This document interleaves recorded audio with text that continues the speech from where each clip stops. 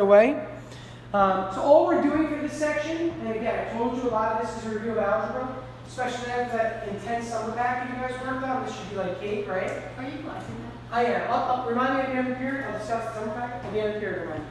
Remind. So this section is about just the properties of numbers. Okay, properties of numbers. So let's get a look right into it. So right away, these are useful when you were learning algebra. You guys already learned algebra. You learned algebra in 7th and 8th grade, obviously, if you're in an Algebra 2 course. Right? You must have learned algebra at that point in time somewhere. So, not as useful anymore to know the names and terminology. It's good to know mathematically. I'm probably going to give you like one question on the first test, and I'll explain what it would look like. Where you have to tell me the step along the way that's allowed, or the name of the step that justifies. So why are you allowed to move this over and such? The ones I think that are actually really important, honestly, are transitive. Like A, the first two, reflexive and symmetric is obvious, right? A is equal to A. That's the reflexive property. Use that in geometry. You can use that next year in geometry where you're proving triangles equivalent. Like if a side is shared amongst both triangles, you can say BC equals BC, and you can use it for both triangles. It's reflexive. Symmetric, if A is equal to B, then B equals A. It's almost like commutative in a sense. Transitive, though, is the idea that if one thing equals another, and that thing equals a third, then the first equals the third. What's the easy way to think about this? If you're the same height as Regina, and then you're the same height... Oh, jeez. Hold on. Oh, man. When was that everybody's name at? Isabella, yes, that's right. Because that Isabel in junior year. You guys have similar eyes. Sorry, just the way you are. Okay, so if you're the same height, and then you two are the same height, then the first and third are going to be the same height also, right? That's what the transitive property is. When I was in high school, we called it the chain rule. You're going to see transitive property again in calculus, so I want to make sure that we understand that it's relating three different things that are actually all the same. If it's on a test, can you chain rule instead of transitive? Sure, that's fine, absolutely. Additive property of equality, right? This is additive, I read addition, but it's a property of equality. Why is this property useful? It simply says, if I add something to one side of the equation, what do I have to do? Add it to the other. Exactly, add it to the other. Okay, it's the same thing as the multiplicative property of equality. Now, why don't I have something about subtraction and division here? Who can explain that? No? They're not like interchangeable. Careful. Commutative-wise, they're not. You're right. Like, I can't say A minus B equals B minus A. You know that, right? That's what she's explaining. But in this case, you can, like, if I subtract 2 from one side, I can subtract 2 from the other, can't I? It's allowed to do that. If I have x plus 2 equals 7, I would subtract 2, right? But why am I not listing subtraction as a separate thing here? What is the definition of subtraction, really? The opposite of addition. It's adding the opposite. So if the additive property of equality holds true, then technically, if I just make C negative, a negative number, isn't that the subtractive property? So you don't need to list the other one. It's the same thing. Okay, it's redundant. We're going to do that. And the same thing goes for division. What is the definition of division? What is the definition of division? And you know that when you think about fractions, that might help to give an answer. Somebody else, I know you know some more. What's the definition of division? Think about with fractions. If you divided two fractions, what would you actually do? You don't divide the fractions, you what? Split them up. But what do you do physically? You have to do something to them. Like, this always their multiple, stay, change, flip. Yeah, so you that's exactly right. You multiply by the reciprocal, stay, change, flip. Yeah, that's it. So you keep this one, stay, and then you change and flip the second one. That's what's happening. You change the signs of multiplication, and you flip the fraction. So you're multiplying by the reciprocal. I'm going to use a lot of vocab, so I want you to get that if you don't understand that word. So division is defined as multiplication by the reciprocal. So I don't have to write division property of equality because it really is just multiplication, actually. Okay? I wouldn't cover this kind of stuff in depth if it was a regular course. I'm going into this kind of stuff that's a little more heavy like math theory because you guys are an advanced honors course and you should be learning this kind of stuff. Some field properties, and this is what we were talking about earlier, and I think Isabella, right? Isabella was talking about the commutative property, and she said the commutative property only holds true for addition and multiplication. She's absolutely right. And if you don't believe her, try numbers. 5 minus 2 and 2 minus 5 are both opposites, aren't they? One is 3 and one is negative 3. So clearly, subtraction is not commutative. Division is the same. If I do 3 divided by 5 and 5 divided very different answers. So commutative property. How do you remember commutative? Has to do with switching the order. What's the trigger? What I'd say because commuting is moving around, so it's Yeah, when I think of commuting back and forth to school, you go one way and then the other, meaning switch the direction. Associative. Associative has to do with the grouping, right?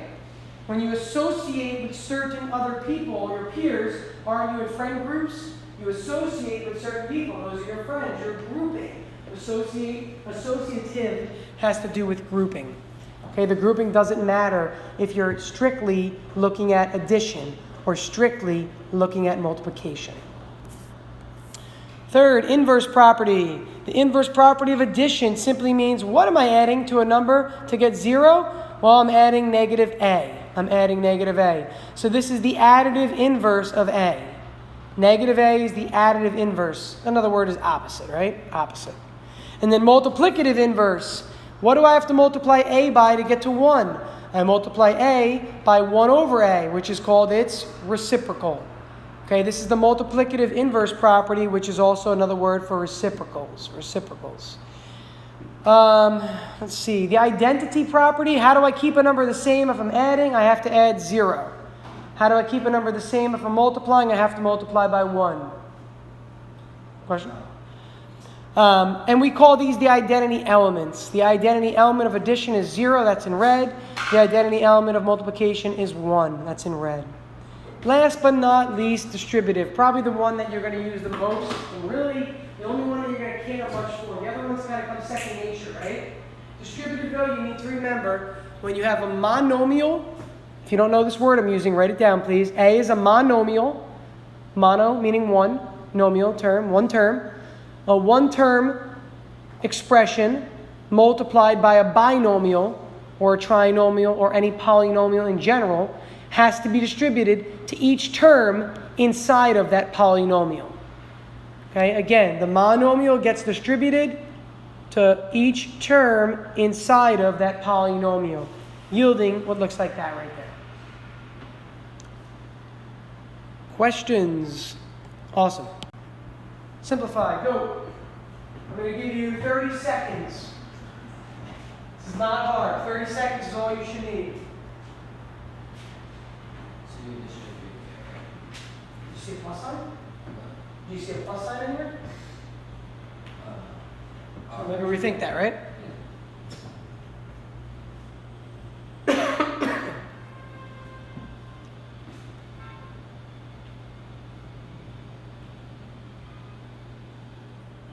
You're at 30 seconds at this point.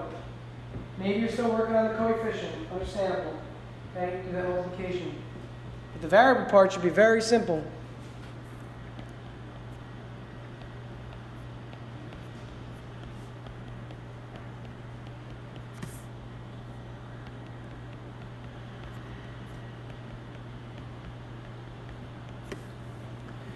What are we going to get? Let's see. 15 times 10 is 150. 210.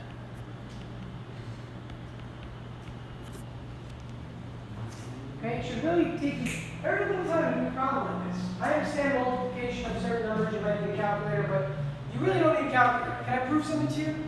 Let me show you something. For those that have been relying on a calculator their whole life, let me explain something real quick. How do I multiply this in my head?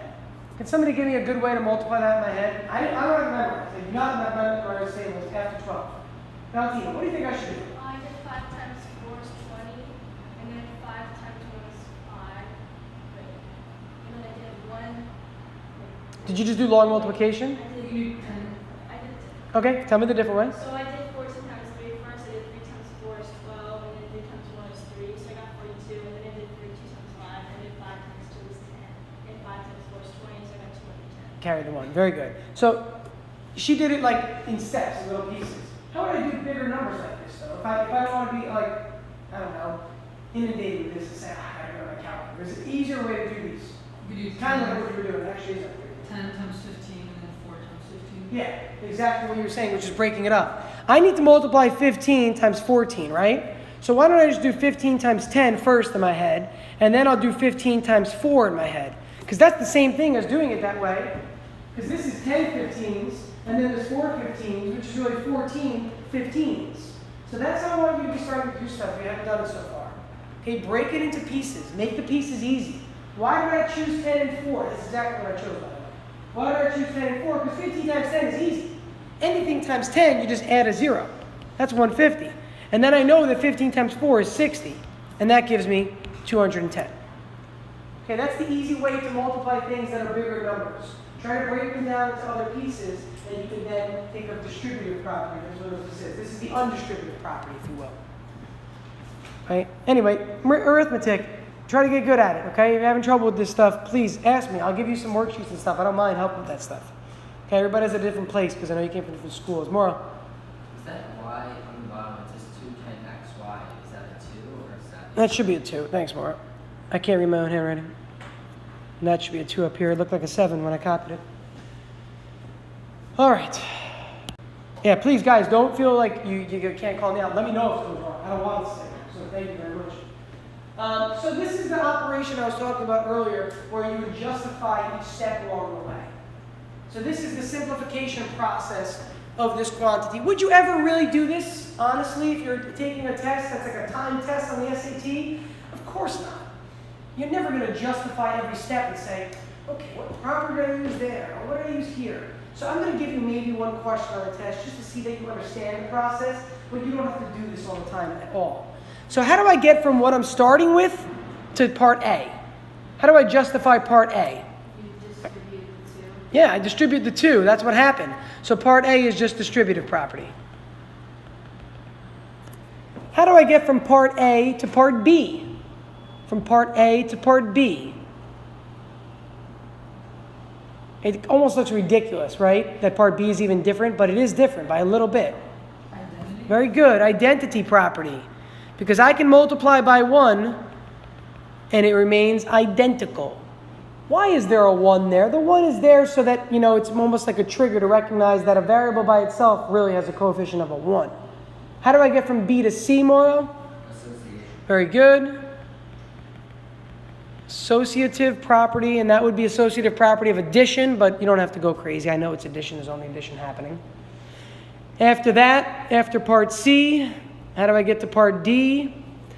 And I'll accept multiple answers for this next one.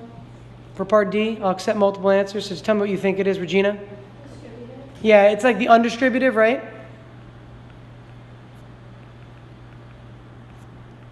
And I'm putting undistributive because you're doing distributive backwards, actually, from C to D.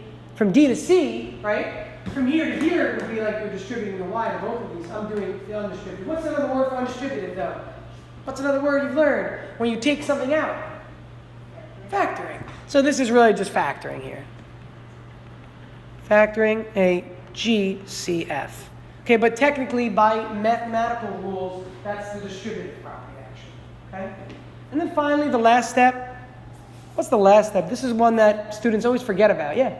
Combining That's the phrase we use, but what's the principle that we went over earlier in this section that I was like, you're never really going to need to use this word, but you do it all the time, whether you realize it or not. PEMDAS. Not PEMDAS. What am I doing? I'm replacing 1 plus 2 with something else. What was the property we went over? What was the property when you replace one thing with its equivalent? Substitution. Okay, it's not obvious to call this substitution. As Mauro said, this is just combining like terms, right? It's simple arithmetic adding. But it's technically substitution, right? Because 1 plus 2 can be substituted with the number 3. Because they have equal values. Whenever something has an equal value of another thing, I can therefore substitute, or you can therefore substitute into it. Can I move on? Okay, awesome. This next thing is called closure. Okay, and I mean closure in math terms here. A set S of numbers is closed under an operation if the result of that operation is still in S. What does that mean? Oh my gosh, it's like this stupid math words. This is right out of your textbooks. This is all the way to define it. So let me explain what it means. So if you perform an operation with a given set of numbers, and the answer is in that set of numbers, it has closure, or the set is closed. So for example, if I look at the set of integers, the set of integers are all even and odd whole numbers, right? And 0. Addition is closed for integers. Add any two integers. Don't you get another integer? Think about it logically. Pick any integers whatsoever. If you add them, you always get another integer. So addition, the operation of addition is closed for the set of integers. So let's take a look at the next example so we can see more. So let's take a look at the set of multiples of 3. The set of multiples of 3. Is it closed under addition? Is it closed under multiplication? Is it closed under division? To prove that it's not closed, find one counterproof only. I don't really understand what the closure is. So see these numbers here? Yeah. If I perform addition on any of those numbers, we'll end up with another number in that set. So if I add 3 and 6, we'll end up with another number in there. If I add 6 and 18, we'll end up with another number in that set. Okay, this is an old topic that was taught a long time ago. It is kind of important later in math, but if you're not going to be doing heavy math in college, you probably won't use it too much. So I wouldn't focus too much, but it's not hard to understand if we do a couple examples. So would you say that this is closed under addition? And why, if so? Yes, because it doesn't matter which of the 3 you add. It always, the sum can be a multiple of 3. Absolutely. The sum of any multiple of 3 with another multiple of 3 is indeed still a multiple of 3. You can prove that. You can actually mathematically write a proof for it if you want. I'm not going to go through that today. Okay, adding 2 multiples of 3 always yields another multiple of 3. So the first one is yes. How about multiplication? No. Give me an example to prove wrong. The Um, only way you can say no is if you have a counterproof, right? yeah. So what wouldn't work? Well, actually, no, that works that way. It does, doesn't it? If 0 was in there, it wouldn't work though, right? Yeah. Well, 0 would actually let's see. If negative numbers, no, negatives would probably work too. 0. Well, 0 times anything is 0, so if 0 is in the set, then it's still in the set as an answer. Yeah, I did the same thing as you. So it would work, even if 0 is there. So yes, this is closed because what's 3 times 6? What's 9 times 3? So by default, right, think about what this is. When you multiply two things that are multiples of 3, such as 6 times 9, well, 6 is really 3 times 2. 9 is 3 times 3. So this has to be a multiple of 3 if there's a 3 in there. And look, there's 3 3's in there. So multiplication is also closed for the set of multiples of 3. How about division? How about division? I saw all the hands shoot up. Good. Why not? Give me a counterproof. Because if you divide 6 divided by 3 equals 2, it's not an odd number. Exactly. 6 divided by 3. Perfect. That's the easy example. That becomes 2. That's not a multiple of 3. Like 2 is not a multiple of 3. So once you prove that 1 doesn't work, it is not close. Some of them will work. Some of them will. But if only one of them doesn't work, it is not said to be closed. One counterproof is all you need. One counterproof is all you need. This is perfect, guys. Look at that timing. Whew. Meant to be. All right, so over the weekend, take a look. This is what you picked up on this layout. What I like to do is I give homework assignments for that section, and I always get a little bit of review. Always. So even when you're on chapter 5, section 8 later this year, you're going to see review stuff from maybe chapter 3. So here, because you've only studied 1 and 2, the review stuff is from 1, 2. So it's a bit redundant because you're doing 1, 2 this week, and also just bear with me for the beginning. But later on, when you're in chapter 4, you might do a review from chapter 2. When you're in chapter 8, you might do some review stuff from chapter 4. It's to keep you on your game. Okay, so this is the homework from 1-3. So this homework is the homework you submit for homework 1-3. Even though part of it says 1-2. This is the homework from 1-3. The homework from 1-2 is what you saw earlier with the 1-2 homework and the mixed review from 1-2. You said you talk about the summer. That's right, summer assignment. Is that what you say too? No. Quickly, go. We make tests or quizzes next week. I think your first test is next Friday. Am I right? Okay. And also, how do you turn in homework? I forgot it. So